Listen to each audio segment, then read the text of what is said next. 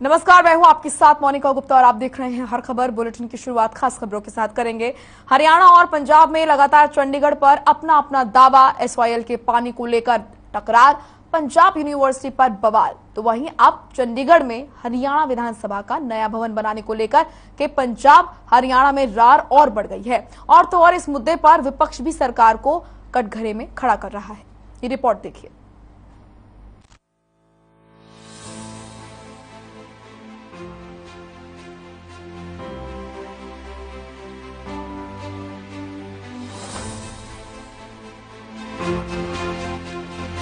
पंजाब हरियाणा में चंडीगढ़ की लड़ाई बरकरार। नई विधानसभा की घोषणा ने बढ़ाई रार। पंजाब को भी इस पर है ऐतराज। क्या बनेगी नई विधानसभा पर बात? कब तक जारी रहेगा चंडीगढ़ पर घमासान? चंडीगढ़ में हरियाणा विधानसभा का नया भवन बनाने को लेकर रार ठन गई है। पंजाब हरियाणा दोनों के बीच तीखी नोकझोंक देखने को मिल रही है। तो वहीं हरियाणा में विपक्ष भी प्रदेश सरकार को इस मामले में घेर रहा है। भगवंत मान सरकार में स्वास्थ्य चिकित्सा शिक्षा मंत्री चेतन सिंह जोड़ा माजरा ने कहा कि हरियाणा सरकार को चंडीगढ़ में विधानसभा भवन बनाने की अनुमति नहीं दी जाएगी। दरअसल दोनों ही राज्यों की सरकारें विधानसभा परिसर को साझा करती हैं, जो कि राजधानी चंडीगढ़ में नागरिक सचिवालय के बगल में है।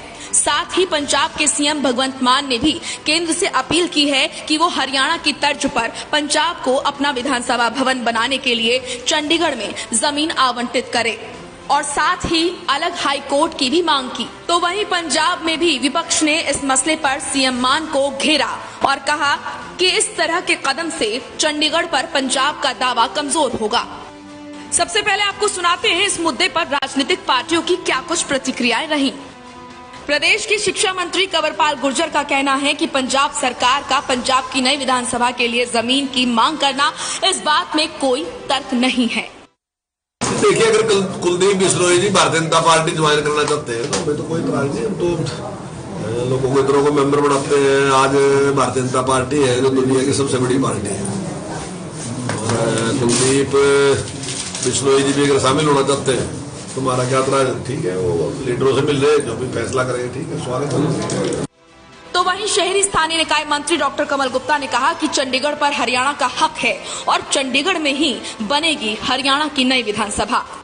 देखिए, ये तो अपेक्षित ही था, क्योंकि हम कोई भी अच्छा काम करें तो चाहे वो कांग्रेस हो चाहे वो आप हो, जिनका कोई आज प्रदेश में वजूद नहीं है, एक सीट उनकी आती नहीं है और उनका एजेंडा है ये कि किसी भी अच्छी चीज का केवल विरोध विरोध और विरोध करना। हम इतने सालों से पंजाब ने जो हमें 45% जो हमारा हक था वो भी नहीं दिया। तो वहीं विधानसभा अध्यक्ष ज्ञानचंद गुप्ता का कहना है कि नई विधानसभा का विरोध करना भगवंत मान के लिए मजबूरी है। चौधरी भूपेंद्र सिंह हुड्डा जी की आप एक बात कर रहे हैं, मैं समझता हूं कि उनका विरोध केवल विरोधी पक्ष होने के नाते, क्योंकि आज वो विरोधी पक्ष के नेता है।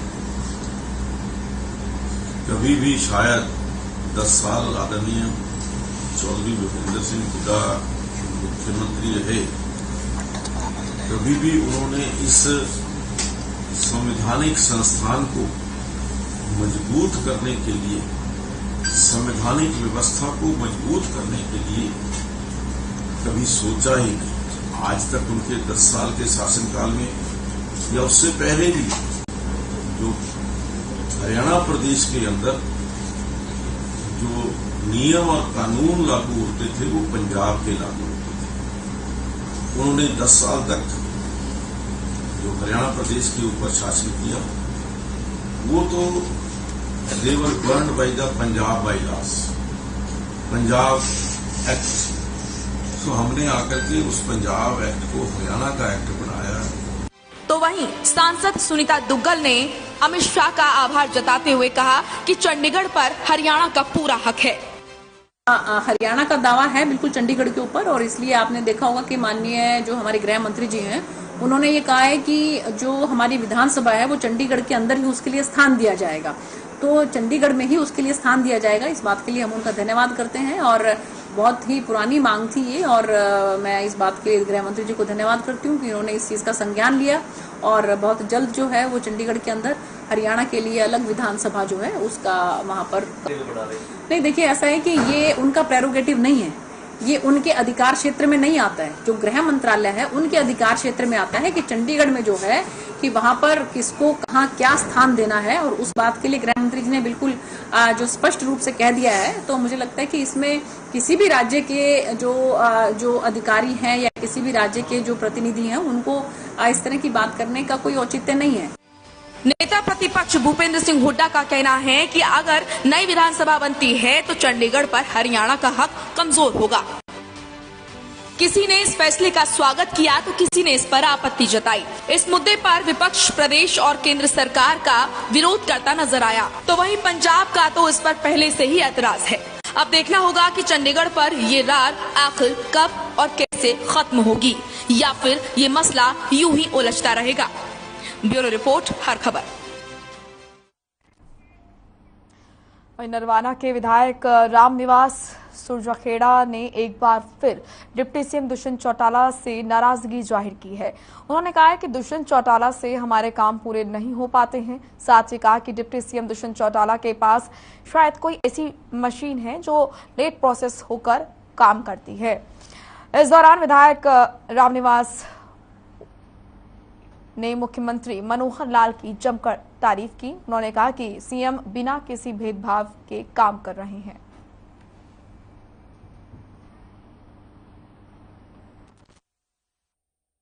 देखो, आवाज उठाना, मांगे रखना, नरवाना की जनता ने, हल्का ने मुझे वकील बना के भेजा है। हम अपने जो नेता है माननीय मुख्यमंत्री दुष्यंत चौटाला जी, उनसे भी करते हैं और माननीय मुख्यमंत्री जी भी करते हैं। और कितना है कि माननीय मुख्यमंत्री जी जितनी हम समस्या हमारे लेकर जाते हैं नरवाना के लिए, तुम उस पर कार्रवाई करते हैं, चाहे कोई भी किसी भी पार्टी के विधायक हो, चाहे कांग्रेस का हो, चाहे आजाद हो, चैनल हो, पूरा प्रदेश को एक निगाह से देखते हैं, सबको साथ लेकर चलते हैं, सबको विकास करते हैं। रही बात हमारे माननीय उप मुख्यमंत्री दुष्यंत चौटाला जी की, उनके पास कोई मशीन आई है, कोई प्रोसेस है, कागज उसमें दे देते हैं, पता नहीं कितने दिन में आता हो, हमारे कोई कार्रवाई नहीं।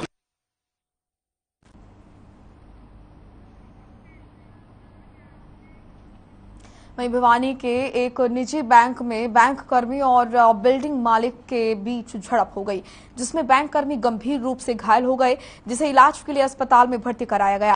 बैंक कैशियर दिनेश ने बताया कि सुबह 2 से 3 व्यक्ति आए और मारपीट शुरू कर दी। मारपीट करने वाले लूट की योजना से आए थे। वहीं बिल्डिंग मालिक रमेश ने बताया कि बैंक कर्मियों ने पिछले 3 महीने से किराया नहीं दिया और बैंक के सामान लेकर जा रहे थे, तभी किराए की मांग की और इस बात पर विवाद हो गया और बात मारपीट तक पहुंच गई। साथ ही मामले की जानकारी पुलिस को दी गई और मौके पर पहुंची एसआई विनोद कुमार ने कहा कि किराए के लेन देन को लेकर के मामला बिगड़ा और विवाद हुआ। शिकायत के अनुसार मामले की जांच की जा रही है।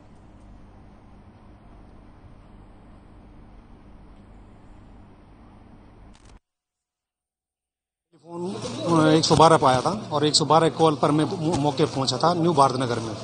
जो रमेश जी ने एक किराए पर मकान दे रखे बैंक वालों को, और बैंक वालों ने किराया 3 महीने का दिया नहीं था और वे अपना सामान ठा रहे थे और वहाँ कहास होनी हुई थी, कहास होने पर आपस में मारपीट हुई थी।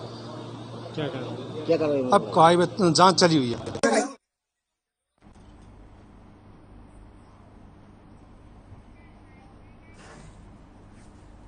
फरीदाबाद को पहले बड़खल झील के नाम से जाना जाता था। बीते कई सालों से बड़खल झील सूखी पड़ी थी। इसको लेकर 2014 में सीएम ने अनाउंसमेंट की थी कि बड़खल झील पर करोड़ों रुपए की लागत से आकर्षक टूरिज्म पैलेस तैयार किया जाएगा।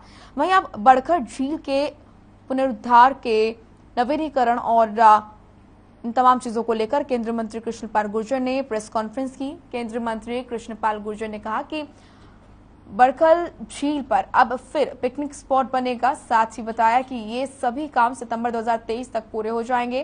खास बात यह है कि प्रधानमंत्री नरेंद्र मोदी के जन्मदिन पर झील के अंदर पानी की बोट में उनका जन्मदिन मनाया जाएगा।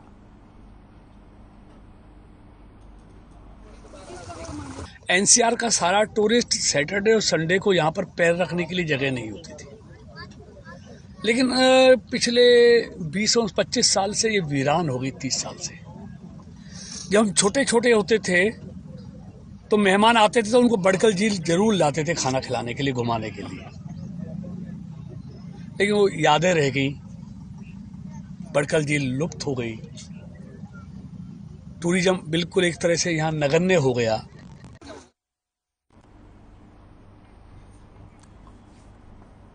कुरुक्षेत्र सांसद नायब सिंह सैनी लघु सचिवालय स्थित कॉन्फ्रेंस हॉल में बिजली समिति की समीक्षा उन्होंने बैठक की। इस दौरान उन्होंने कहा कि जनता की समस्या का समाधान होना चाहिए और हर व्यक्ति के घर 24 घंटे बिजली आनी चाहिए। बिजली की समस्याओं के समाधान के लिए अधिकारियों को गांव में कैंप लगाएं और आगे उन्होंने कहा कि कुरुक्षेत्र में जिन 33 सब स्टेशनों को की पावर सप्लाई बढ़ानी है उसकी सूचना भी आमजन को दी जाए। सांसद ने कहा कि हमारा गांव जगमग गांव योजना के तहत गांव के यहाँ पर संबंधित फीडरों में 24 घंटे बिजली होनी चाहिए। वहीं विधायक सुभाष सुधा ने कहा कि आम व्यक्ति को कोई समस्या न आए इसके लिए अधिकारी जहां शिविर लगाएं उसकी सूचना आमजन को दें। उन्होंने कहा कि फेज 2 के अंदर जो ट्यूबवेल कनेक्शन दिए जाने हैं इनमें जो पेंडिंग है उन्हें भी जारी करें।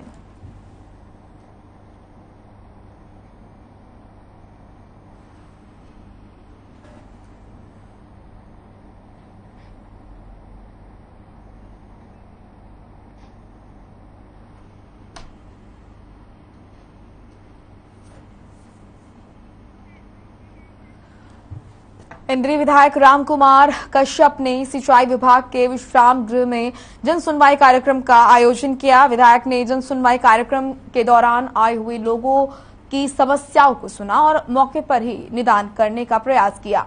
उन्होंने कहा कि जो छोटी समस्याएं थी उनको मौके पर ही निपटा दिया गया। काफी बड़ी समस्याओं को अधिकारियों से बातचीत कर निपटाने का प्रयास किया जाएगा। आगे उन्होंने पत्रकारों से रूबरू होते हुए कहा कि ओवरलोड के ऊपर प्रशासन अपनी कार्रवाई कर रही है, लेकिन इसके बावजूद भी जो वीडियो बनाकर देंगे उन वाहनों पर कार्रवाई की जाएगी। शहीदी चौक इंद्री पार दुर्घटनाओं पर विराम लगाने के लिए स्पीड ब्रेकर लगाने की योजना है, क्योंकि यहां पर पहले भी कई बार दुर्घटनाओं में लोगों की जान जा चुकी है। आगे ऐसा हादसा ना हो उसको लेकर भी प्रयास किए जा रहे हैं।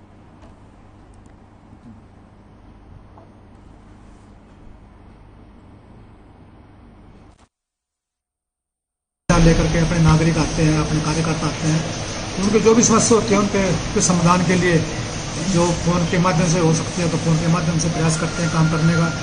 जो ऐसा जो चंडीगढ़ के लेवल चंडीगढ़ की होती है, चंडीगढ़ में ले जाता हूँ, वहाँ जाकर के उनका समाधान कराने काम करता हूँ। तो आज आप देख रहे हैं काफ़ी संख्या में आज अपने काम को समस्याओं को लेकर के आए हैं। मैंने काफ़ी समस्याओं को फोन करके उनको निपटाने का काम करें। कुछ ऐसी समस्याएं जो चंडीगढ़ से दूर होंगी वो चंडीगढ़ उनके डाक लेके जाऊंगा। कल मैं चंडीगढ़ जाऊंगा, चंडीगढ़ से काम कराने काम करूंगा। केंद्र सरकार की ओर से सिंगल यूज प्लास्टिक पर प्रतिबंध लगा दिया गया है। वहीं अब लोगों को इसके प्रति जागरूक होने की आवश्यकता है ताकि प्लास्टिक को हटाकर कपड़े से बने थैलों का इस्तेमाल कर पर्यावरण को दूषित होने से बचाया जा सके।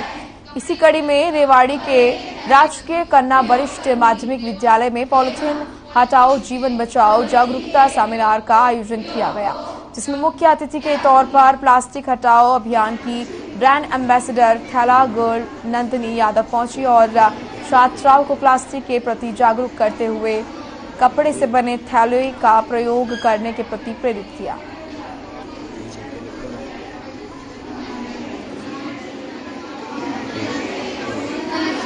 ये जो पेपर में हम लपेटते हैं, जैसे कागज है, अखबार है, इसमें खाना रोटी लपेट के लेके आते हैं, तो पापा बोलते हैं कि इसको मत ले जाया करो। जो कपड़ा होता है छान, जिसको छानना बोलते हैं, उसमें लेके जाना चाहिए। मैं बोलती हूँ नहीं पापा, सारी लड़कियां वैसे पेपर में लेके आती हैं, मैं नहीं लेके जाऊंगी। तो फिर पापा बोलते हैं ऐसे ये जो तू पेपर अखबार में लपेट के लेके जाएगी, जो अखबार के ऊपर कई बार देखा होगा कि अखबार के ऊपर भी जो लिखा होता है वो अपनी जो रोटी लेके आते हैं उसके ऊपर छप जाता है, वही फिर हम खा लेते हैं, फिर हमारे अंदर जाके हमें नुकसान करता है। काफी अच्छा लगा सभी लड़कियों को, जितनी भी छात्राएं थी यहाँ पर, मैंने उन्हें अपने अभियान के बारे में बताया और उन्हें पॉलिथीन का त्याग करने के ऊपर विचार करने के लिए उन्हें बताया और उन्हें कपड़े के थैले की महत्वता बताते हुए किस तरह से हम अपने पर्यावरण को बचा सकते हैं पॉलिथीन का इस्तेमाल छोड़कर, और उन्हें मोटिवेट किया है कि आप सभी सरकार के नियम का पालन करें और एक अच्छा नागरिक होने का एक उदाहरण बने और अपनी धरती को साफ, स्वच्छ एवं सुंदर बनाएं। शपथ लेती हूँ कि आगे से बाजार जाते वक्त बादली थाना पुलिस ने पुलिस उपस्थिति दिवस मनाया। इस दौरान पुलिस विशेष नाके लगाकर वाहनों की गहनता से जांच की पुलिस ने और जनता से रूबरू हुए। वहीं यातायात नियमों के बारे में भी लोगों को जागरूक किया। बादली थाना प्रभारी बाबूलाल ने बताया कि सीनियर अधिकारियों के निर्देशानुसार बादली थाना पुलिस ने आज पुलिस उपस्थिति दिवस मनाया और इसी दौरान एक विशेष चेकिंग अभियान चलाया। वहीं नशे के प्रति लोगों को जागरूक किया।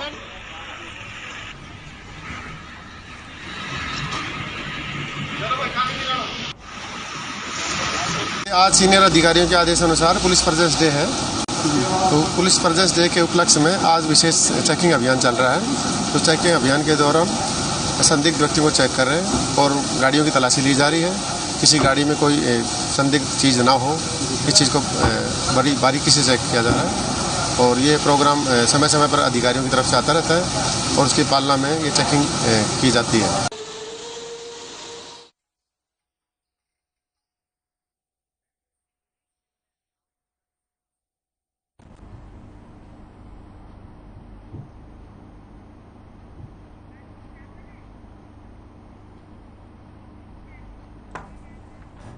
खबर बादली से है, जहां पशु अस्पतालों में डॉक्टर नहीं होने से पशुपालक परेशान हैं, जिसको लेकर पशुपालकों में भारी रोष है। साथ ही मुख्यमंत्री के नाम एसडीएम को ज्ञापन सौंपकर डॉक्टरों की मांग की गई है। जानकारी के अनुसार बादली क्षेत्र के दरियापुर, पेलपा, खेड़ी, जट गांव के पशु अस्पताल में पिछले 3 महीनों से डॉक्टर नहीं है। वहीं पशुपालकों का कहना है कि बीमार पशु को प्राइवेट डॉक्टरों का सहारा लेना पड़ता है। आगे पशुपालकों ने कहा कि डॉक्टरों की बहाली नहीं की गई तो पशुपालक अपने पशुओं को लेकर बादली उपमंडल कार्यालय में धरना देंगे।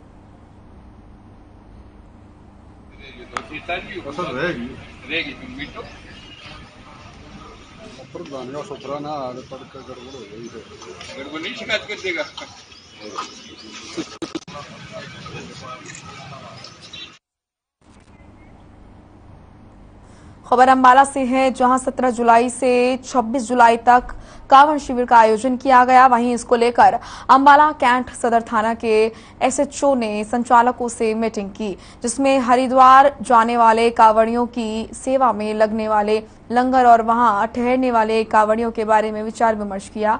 वहीं पुलिस ने अंबाला से जाने वाले कांवड़ियों और शिव भक्तों की सुरक्षा के लिए उचित दिशा निर्देश जारी किए।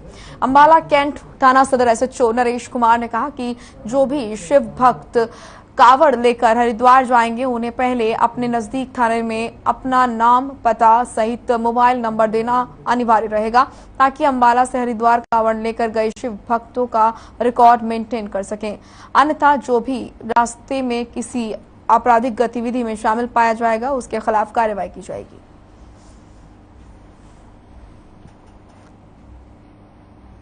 द्वारा लगाया जाता है, उनके अधिकारियों जो सभा के पदाधिकारी हैं उनके साथ भी आज मीटिंग ली गई थी और सुरक्षा प्रबंधों को लेकर के विचार विमर्श किया गया है। ये जो शिविर है अंबाला जगाधरी रोड पर स्थित संत निवास में लगने जा रहा है 17 से लेकर 26 तक। इसके अतिरिक्त मैं आपके इस चैनल के माध्यम से अंबाला कैंट निवासियों सभी शिव भक्तों से आग्रह करता हूं, बेनती करता हूं कि जो भी भक्तजन कावड़ यात्रा में शामिल होंगे, कावड़ लेने के लिए हरिद्वार जाएंगे।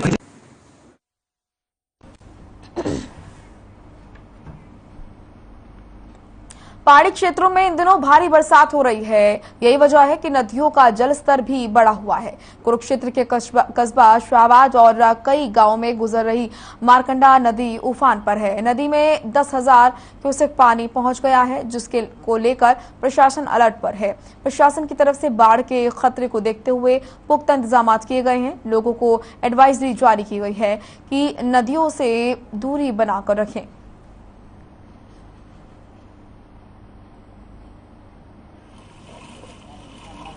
तो कितने साल से आप देख रहे हो? मैं तो जी हो गया 4-7 साल की। तो कोई इसका समाधान नहीं हुआ अभी तक प्रशासन पे? समाधान क्यों ना जी।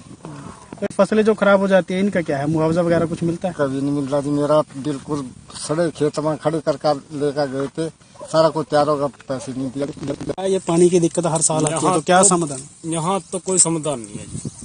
कहाँ तक पानी आ जाता है गाँव में? यहाँ तो मोटरसाइकिल अड्डी डूबती है जी। तो आना जाना कैसे होता है एक गाँव से दूसरे गाँव? दूसरे गाँव में मोटरसाइकिल खड़ा के आते हैं।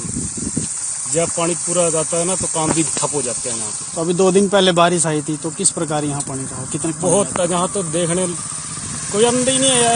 ये हर साल ठीक कह रहे हैं आप कि पानी जो है पेरीफेरी में जो गांव की है वहाँ पर आ जाता है, परंतु वो धीरे धीरे कम हो जाता है। और जहाँ तक मेरे को बताया गया है, हमारा ग्राम सचिव जो है वो उस दिन मौके पर ही गांव में उपस्थित था और वो पानी अब जो है कम हो चुका है।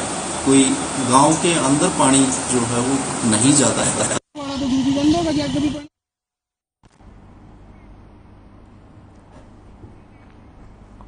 पंजाबी सिंगर मूसेवाला की हत्या के बाद से गैंगस्टर लॉरेंस बिश्नोई पर कसते शिकंजे का असर दिखाई देने लगा है। उसी कड़ी में जहां दिल्ली पुलिस से लेकर पंजाब पुलिस तक लॉरेंस के गैंग के गुर्गों को, शूटर्स को गिरफ्तार कर बेनकाब करने में लगी है, तो वहीं इसी कड़ी में एसटीएफ गुरुग्राम ने लॉरेंस बिश्नोई के एक्टिव मेंबर और नॉर्थ इंडिया के सर्वाधिक शातिर वाहन चोरों में शुमार बक्करवाला और 3 अन्यों को गिरफ्तार किया है। इस मामले में एसटीएफ एसपी सुमित कुमार की माने तो बक्करवाला 300 से ज्यादा वाहन चोरी और स्नैचिंग की वारदातों को अंजाम दे चुका है और साल 2008 में बक्करवाला गुरुग्राम पुलिस कस्टडी से फरार हुआ था, जिसे बाद में गिरफ्तार कर जेल भेजा गया, जहां 10 साल की जेल काटने के बाद बक्करवाल जो है वो 2020 में ये जेल से वो बाहर आया और उसके बाद से लॉरेंस बिश्नोई गैंग के सक्रिय सदस्य के तौर पर काम करने लगा। अधिकारियों की माने तो बक्करवाल लॉरेंस बिश्नोई के शराब और प्रतिबंधित नशीले पदार्थों की तस्करी के काम को संभाल रहा था। यही नहीं, बक्करवाल संगीन वारदातों को अंजाम देने लॉरेंस के गुर्गों और शूटर्स के लिए चोरी की गाड़ियों का इंतजाम करने के काम को भी अंजाम देता था।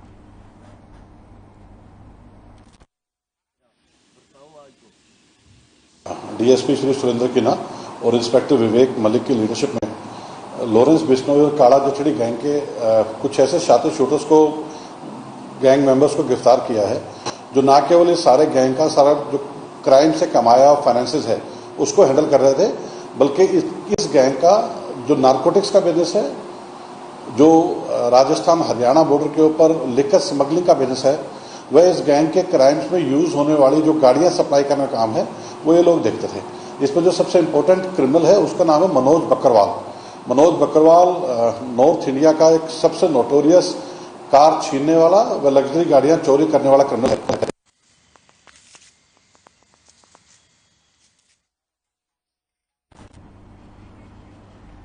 साइबर सिटी गुरुग्राम से अब सोहना तक का सफर आसान हो गया, क्योंकि गुरुग्राम सोना एलिवेटेड हाईवे पर ट्रायल रन शुरू हो गया है। केंद्रीय परिवहन मंत्री नितिन गडकरी के ट्वीट के बाद गुरुग्राम सोना एलिवेटेड हाईवे को ट्रायल रन के लिए खोल दिया गया है। इस बेहतरीन और दूरगामी राजमार्ग परियोजना के शुरू होने का लंबे समय से इंतजार किया जा रहा था और आखिरकार लोगों का इंतजार अब खत्म हुआ है।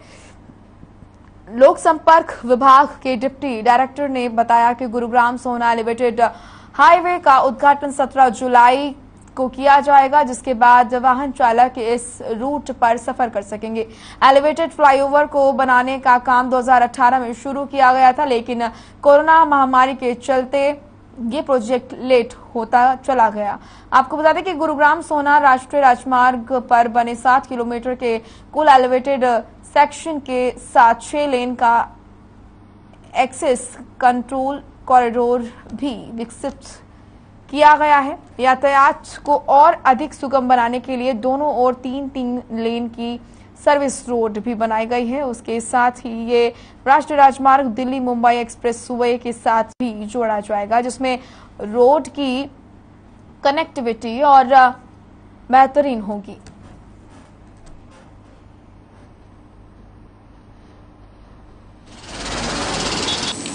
गुरुग्राम से सोना तक जो नेशनल हाईवे बना है उसे आज ट्रायल के तौर पर ट्रैफिक के लिए खोल दिया गया है।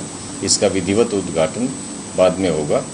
माननीय केंद्रीय मंत्री श्री नितिन गडकरी जी ने आज ट्वीट के माध्यम से ये जानकारी दी थी कि इसे ट्रायल के तौर पर खोला जा रहा है। सर कितने किलोमीटर का और कितनी लागत का बना हुआ है? लगभग 22 किलोमीटर का ये स्ट्रेच है गुरुग्राम के राजीव चौक से लेकर सोमनाथ तक का, और इसमें बीच में एलिवेटेड हाईवे है और अंडरपास बने हैं।